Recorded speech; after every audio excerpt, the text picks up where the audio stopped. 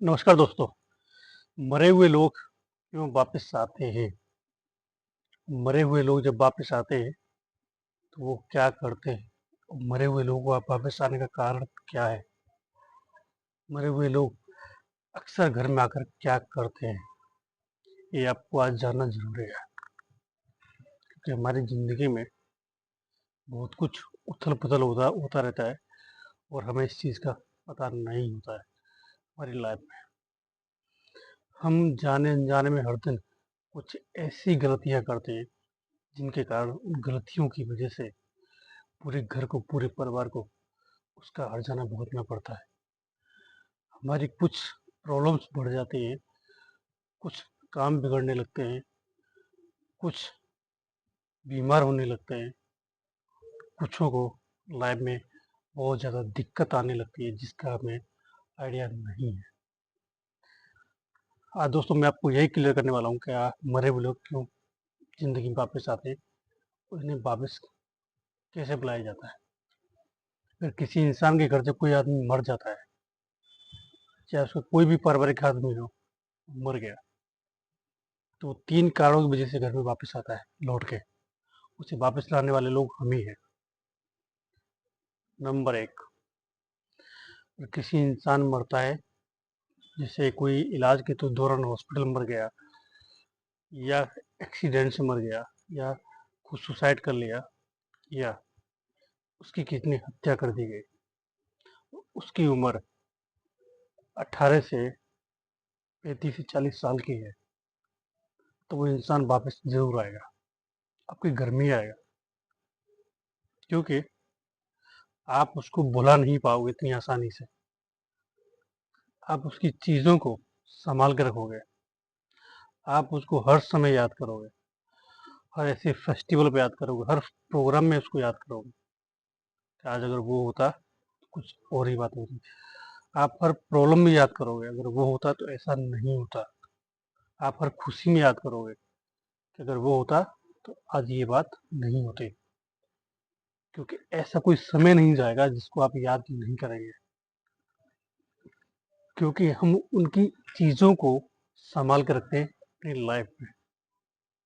जैसे वॉच, घड़ी हो गई, मोबाइल हो गया, कुछ उसने खरीदे हुए कपड़े हो गए, कुछ उसकी कार हो गई, बाइक्स,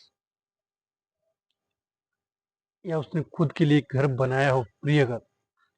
क्योंकि जो मरने वाला इंसान होता है, अगर उसने खुद से कुछ बनाया, खुद की पैसे से कमा के कुछ चीज़ें बनाई हैं, खरीदी है, वो इंसान की आत्मा उन्हीं पे हक जा जमाती है, ठीक है?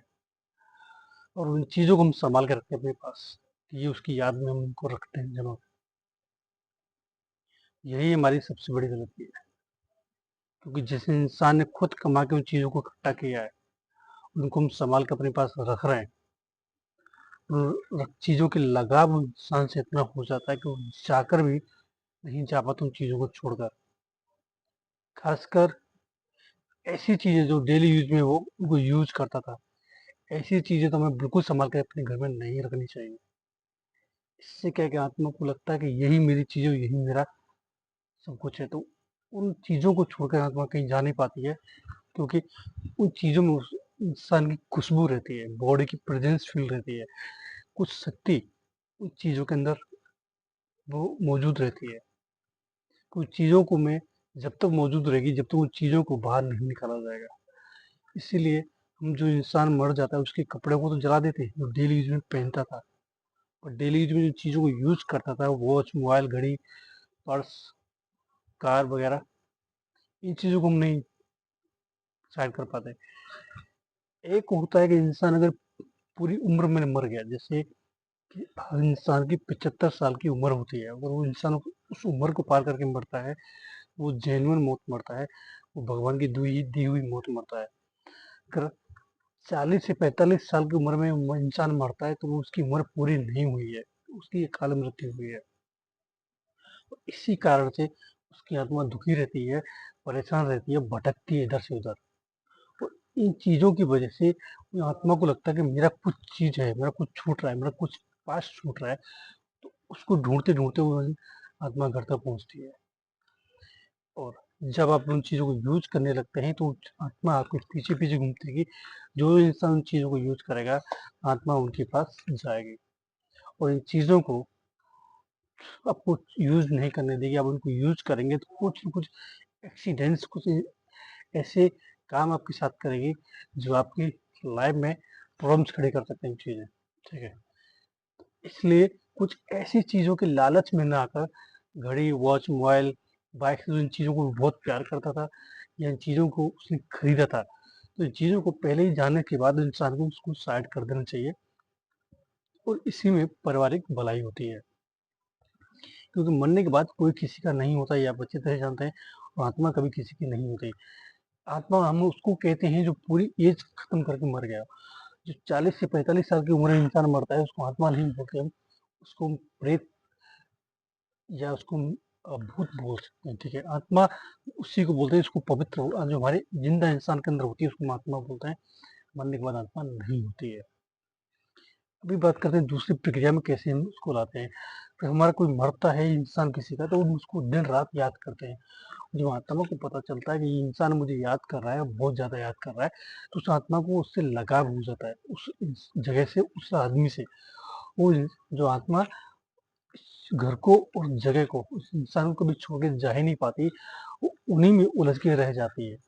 जब आत्मा को इस सब चीज़ में लगाव हो गया, जो आत्मा अपने घर आ चुकी है, आने के बाद उस आत्मा को रहने के लिए घर भी चाहिए। जैसे हम जिंदा लोगों के लिए घर चाहिए, ऐसे आत्मा को भी घर चाहिए। तो आत्मा ऐसी कंडीशन में क्या करती है, जब उसको कोई जगह नहीं मिलती खाली, तो आत्मा घर वालों को परेशान करना चालू कर देती है, अपनी एक्टिविटी दिखाना चालू कर देती है। हर उस इंसान को प्रेजेंस फील कराती है कि मैं भी इस घर में रहता हूँ आपके साथ। तो मुझे भी वो सारी सुविधाएँ चाहिए जो आप ले रहे हैं। खाना चाहिए, पानी चाहिए, सोना चाहिए, उसके भी ये वो चीज़ें चाहिए जो हम जिंदा लोगों के लिए चाहिए। तो आत्मा इन चीज़ों को ज़ाहिर करती है आपको दिखाने के लिए। कुछ लोगों को सपने के द्वारा वो चीज़ें बात करती है, जैसे अपने उसके ज़्यादा करीबी होता है, उसको सपना देती है। जैसे देखिए, किसी का बेटा मरता है तो वो माँ को सपना देता है, पिता को सपना देता है, किसी का भाई मरता है तो वो अपने भाई को सपना देता है, किसी का हस्बैंड मरता है तो वो अपनी वाइफ को सपना देता है। तो उसी सपनों के आधार पर वो रहती तो उसी घर में, तो अपने सपनों के आधार पर अपनी इच्छा ज़ाहिर करती है, अपनी इच्छाओं को बताती है, अपनी परेशानियों को बताती है कि मुझे ये सब चीज़ें परेशानी हो रही है यहाँ पे, ठीक है? ये हो गया। दूसरा दूसरा कारण होता है कि हम तीसरा कारण सॉरी तीसरा कारण होता है कि हम उनकी चीज़ों को भी इकट्ठा कर रखते हैं, उसको याद भी करते हैं और उसकी फ़ोटो फ्रेम भी हम दीवार पर लगा देते हैं, जो कि ऐसे इंसान की फ़ोटो फ्रेम दीवार पर नहीं लगानी चाहिए ख़ासकर। अगर फ़ोटो फ्रेम लगा दिया तो उस इंसान को हम भूल तो नहीं पाते और उसको हम हर समय याद करके देखते हैं और उसको फ़ोटो को याद करके बातचीत करते हैं कि इंसान ऐसा था। तो एक ये भी कारण होता है आत्मा को वापस लाने का। तो ऐसे में ऐसी आत्माओं से बचने के लिए आप तो वो मोह में, पर आपको नहीं पता है ये लोग जब आपके घर में आते हैं तो वो ये सोच के नहीं आते कि मेरा घर है। वो लोग ये सोच के आते हैं कि अब हम लोग यहीं रहेंगे। उसके साथ 1-2 नहीं आते, वो अकेला नहीं आता।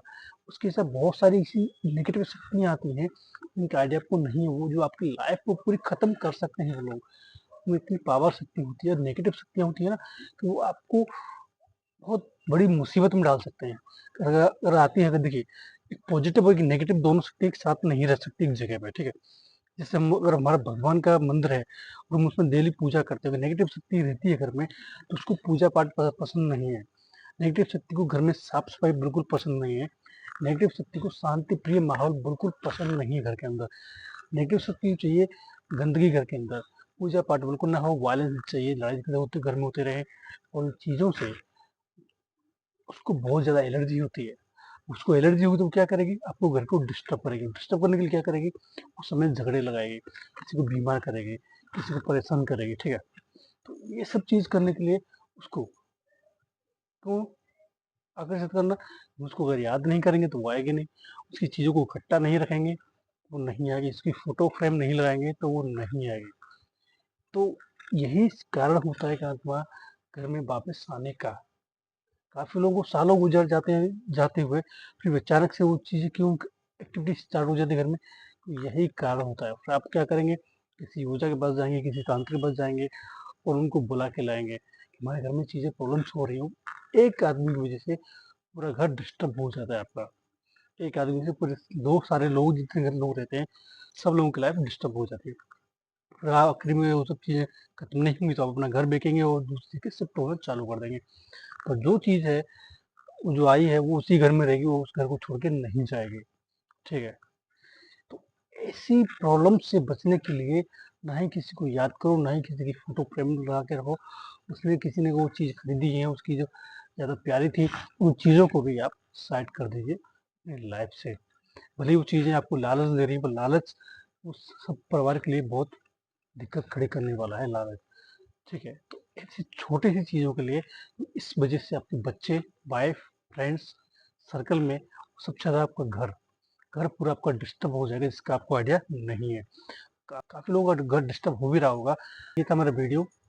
आपको अच्छा लगा तो चैनल को सब्सक्राइब करना। फिर आपसे मुलाकात होगी अगली वीडियो में। जब तक तो हर हर महादेव।